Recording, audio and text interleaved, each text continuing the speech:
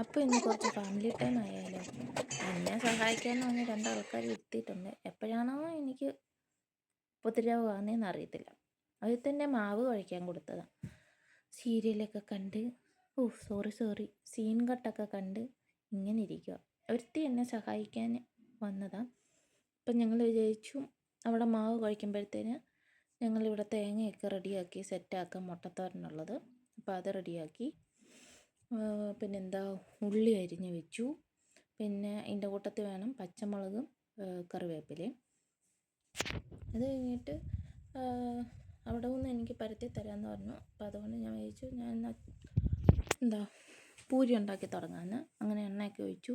ഒന്ന് ചൂടാകുമെന്ന് കുറച്ച് ചെറിയൊരു പീസിട്ട് ടെസ്റ്റൊക്കെ ചെയ്ത് നോക്കി. എന്നിട്ട് നമുക്ക് പൂരി ഇടാം. പൂരിയൊക്കെ ഇട്ടു. പയ്യെ അത് രണ്ട് സൈഡും അങ്ങോട്ടും ഇങ്ങോട്ടും ഒക്കെ ഇട്ട് പൊള്ളിച്ച് എടുത്തു. അങ്ങനെ ആദ്യത്തെ പൂരി ഫ്ലോപ്പാകാതെ കിട്ടി. അതിൻ്റെ ഇടയിൽ ഇവിടെ അച്ഛനും മോളും രണ്ടും കൂടെ വഴക്കൊക്കെയായി, കരച്ചിലും ബഹളമൊക്കെ ആയിരുന്നു. പിന്നെ നാട്ടിൽ ഇന്ന് ഉത്സവമാണ്, എല്ലാം മിസ്സായി. ഇപ്പം നാട്ടിൽ നിന്ന് അച്ഛനും അമ്മയൊക്കെ വിളിക്കുകയാണ്.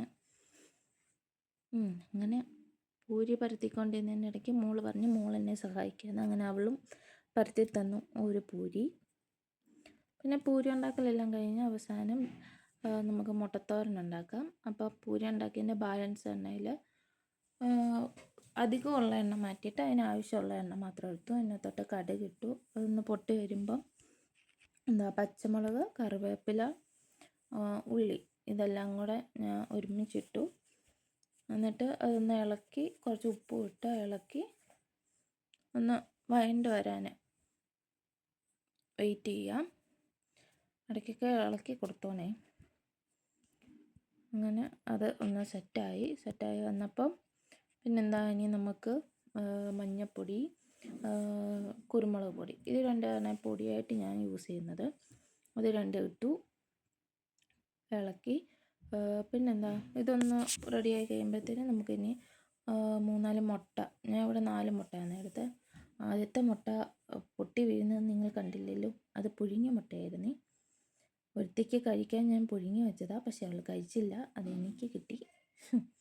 എന്നിട്ട് ഈ മുട്ട എല്ലാം കൂടെ ഒന്ന് ചിക്കി എടുക്കണം. കുറച്ച് നേരം ഇളക്കി അതൊക്കെ റെഡിയാക്കി എടുത്തു. അത് കഴിഞ്ഞിട്ട് ഉപ്പുണ്ടോയെന്ന് നോക്കണം. ഉപ്പില്ലെങ്കിൽ ഉപ്പിടുക. പിന്നെ നമ്മൾ ചിരകി വെച്ചേക്കുന്ന തേങ്ങ ഉണ്ടല്ലോ, അത് ഇതിനകത്തോട്ട് ആഡ് ചെയ്യുക. അപ്പോൾ മുട്ടത്തോരൻ്റെ സംഭവം കഴിഞ്ഞു. പിന്നെ ഉപ്പോ എന്തെങ്കിലും ഇച്ചിരി കുരുമുളകോ അങ്ങനെ എന്തെങ്കിലുമൊക്കെ നിങ്ങൾക്ക് കുറവ് തോന്നിയെങ്കിൽ അത് ഇടാം. എനിക്ക് ഇച്ചിരി കുരുമുളകിൻ്റെ കുറവ് തോന്നി, ഉപ്പും തോന്നി, അപ്പോൾ ഞാൻ അത് രണ്ടും ഇട്ടു. അങ്ങനെ അതിൻ്റെ പണിയൊക്കെ കഴിഞ്ഞു. കുറേ നാളായി ഇവിടെ ഞങ്ങൾ പൂരിയും മുട്ടത്തോരനൊക്കെ ഉണ്ടാക്കിയിട്ട്. അപ്പോൾ അങ്ങനെ നമ്മൾ ഉണ്ടാക്കിയതാണ്. കുഴപ്പമില്ലായിരുന്നു, നല്ല ടേസ്റ്റ് ഉണ്ടായിരുന്നു. പിന്നെ ഇവിടുത്തെ കടുകെണ്ണയിൽ ഉണ്ടാക്കുന്നതുകൊണ്ട് അതിൻ്റേതായ ചെറിയൊരു ടേസ്റ്റ് കുറവുണ്ട്. അപ്പോൾ നിങ്ങളും ഉണ്ടാക്കി നോക്കുക. ഇടയ്ക്കൊക്കെ ഇങ്ങനെ ഫാമിലിയൊക്കെ ആയിട്ട് ഒരുമിച്ച് അടുക്കളയിൽ കയറുമ്പം അതും ഒരു നല്ല എക്സ്പീരിയൻസ് അല്ലേ. അതൊക്കെയല്ലേ ലൈഫിൽ ഓർത്ത് വെക്കാൻ നല്ലൊരു മെമ്മറീസ് അല്ലേ. അപ്പോൾ എല്ലാവരും ഉണ്ടാക്കി നോക്കുക, കഴിക്കുക.